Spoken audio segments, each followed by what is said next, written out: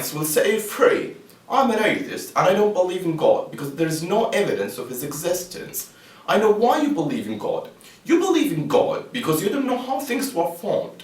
When you see anything, you say, oh, God made that.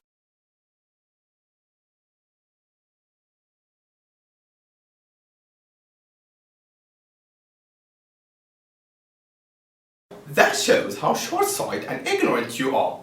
You attribute it to God because you don't want to find any other explanation for its existence. You believe in God due to your ignorance. And if there is a God, then who created this God? Well, I really respect you, but I don't agree with what you have said. Do I believe in God because I don't know any other explanation for creation than I attribute it to God? Actually, no. I base my belief in God on knowledge. How?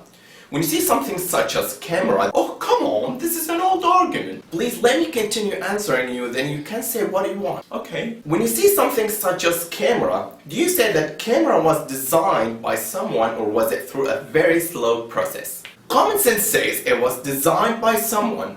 I can't say you are lazy if you would say it was designed by someone because you don't want to think or use your mind. There can't be any other explanation except it was designed by someone. That's what I'm talking about. You base what you know on knowledge. According to life experience and common sense, order doesn't spontaneously arise from chaos. The more complex and ordered the system, the more functional the form, the greater level of intelligence behind it. You agree with me, don't you? Yeah, I agree. When we look at any camera, we know it contains plastic, glass, etc.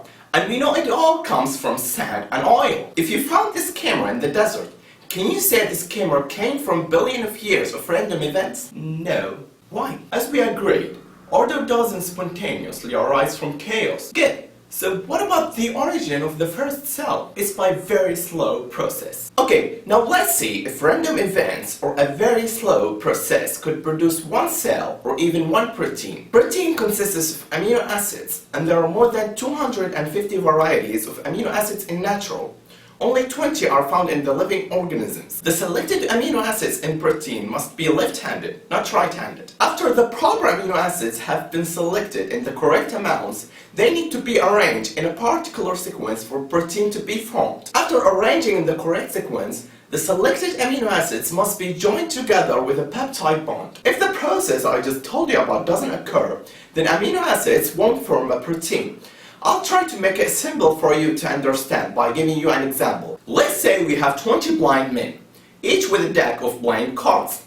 And what we want are 200 playing cards in the correct order, which are a total of 1040 playing cards. The correct order is Ace, 2, 3, 4 up to the 10 of hearts for each blind man. And give each blind man one deck of cards after you're done shuffling them. Then let each blind man to lay out the playing cards in the correct order. What is the chance that one blind man lay out the 10 cards in the correct order? It's quite unlikely, but yet, it's not impossible. Okay, what if there were 2 or 3 blind men? Still not impossible. What if there were 15 or 20 blind men? That's impossible! But let's say that a miracle had occurred and those 20 blind men laid out the playing cards in the correct order. The issue is that those 20 blind men won't be able to know if they laid out the playing cards in the correct order or not. They have no goal or a purpose behind laying out the playing cards. I mean, nothing will stop them if they approach to the correct order because they don't know if they are doing it right. They'll continue. And the same idea applies to amino acids when they come together to form a protein. The deck of cards are like the various amino acids, and the 200 cards in the correct order like the 200 amino acids in the correct order that form the proteins.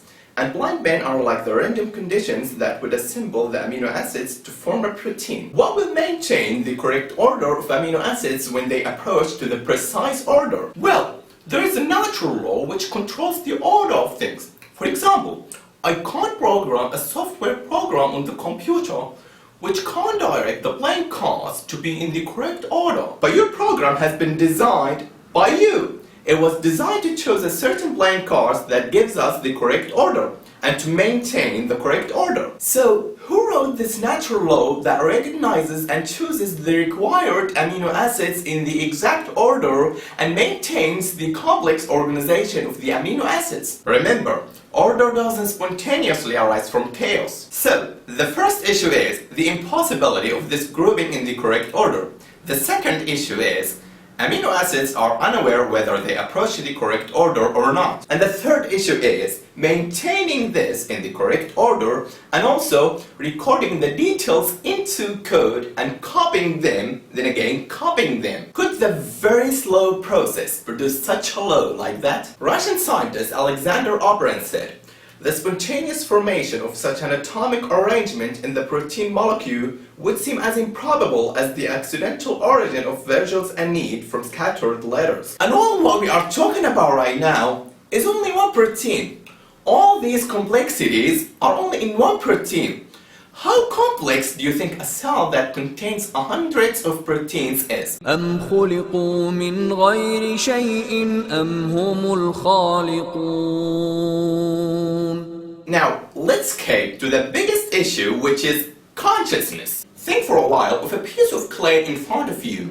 Do you think that given a trillion years or infinite time that this clay could suddenly or even gradually become conscious and aware of its surrounding and identity the way you are? It could never happen. And the same goes for any kind of matter. It could never become aware, never think, but you, position is that. Are you talking to me, mate? No, I mean, you're talking to me, don't you? Yeah, you. Consciousness can't be something materialistic or physics. It's something different. When you dream, you see some things you didn't choose to see, and it seems like reality.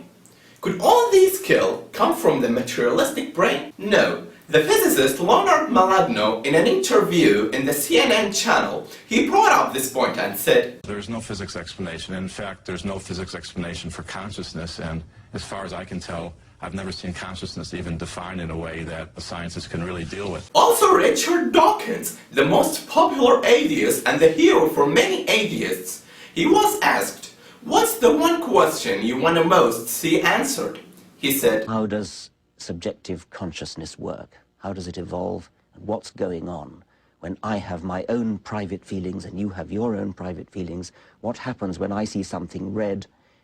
What is it that makes the redness? What is it that makes the smell of onions? What is it that gives the subjective sensation that I know I have and I suspect you have, but I can never know what's going on inside your head?" Talking of Richard Dawkins, Ben Stein in his documentary Expelled, No Intelligence Allowed, he interviewed Richard Dawkins and he asked him about the possibility of the intelligent design.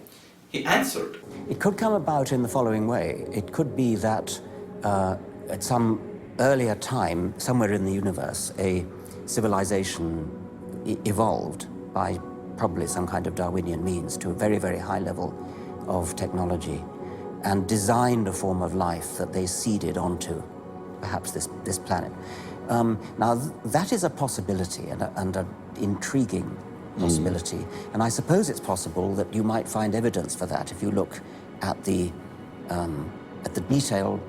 details of biochemistry, molecular biology. You might find a signature of some sort of designer. He said, designer. And that designer could well be a higher intelligence from elsewhere in the universe. Well, but that higher intelligence would itself have had to have come about by some explicable or ultimately explicable process. It couldn't have just jumped into existence spontaneously. That's the point. Yes, Dawkins. This designer is higher intelligence.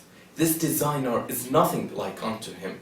This designer must be different from his designs. If that design or creation is dependent, the creator must be self-sufficient.